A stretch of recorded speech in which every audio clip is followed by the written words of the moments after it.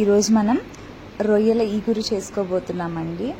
సింపుల్గా ఎలాంటి ఘాటైన మసాలాలు లేకుండా ఈజీగా చేసుకోబోతున్నాం. మీరు గనక నా ఛానల్ని ఫస్ట్ టైం చూస్తున్నట్లయితే ప్లీజ్ సబ్స్క్రైబ్ చేయండి. ఇంకా మనం మన రెసిపీలోకి వెళ్ళిపోదాం. ప్రాన్స్ని బాగా వాష్ చేసుకొని కొంచెం ఉప్పు పసుపు వేసుకొని లైట్గా బాయిల్ చేసుకుందామండి. ఇలా బాయిల్ అయిన ప్రాన్స్ని పక్కన పెట్టుకుందాం. ఇప్పుడు ప్యాన్లో కొంచెం ఆయిల్ పోసుకొని ఒక కప్పు సన్నగా తరిగిన ఆనియన్ ముక్కలు పచ్చిమిర్చి వేసుకొని బాగా ఫ్రై చేసుకుందాం. దీంట్లోనే కొంచెం కరివేపాకు అలాగే సన్నగా తరిగిన టమాటా ముక్కలు వేసుకొని బాగా ఫ్రై చేసుకుందామండి. ఇలా ఫ్రై అయిన దాంట్లో ఒక 2 స్పూన్ల అల్లం వెల్లుల్లి పేస్ట్ వేసుకొని పచ్చివాసన పోయేంత వరకు ఫ్రై చేసుకుందాం.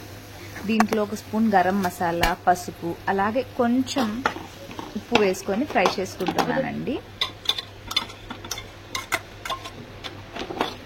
ఇంకా మన రొయ్యలు వేసుకొని కొంచెం లైట్గా వాటర్ పోసుకొని ఫ్రై చేసుకుందాం.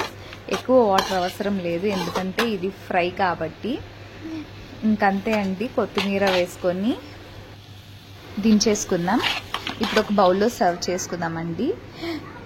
ఈ ఫ్రై పప్పులో కానీ సాంబార్లో కానీ చాలా బాగుంటుంది.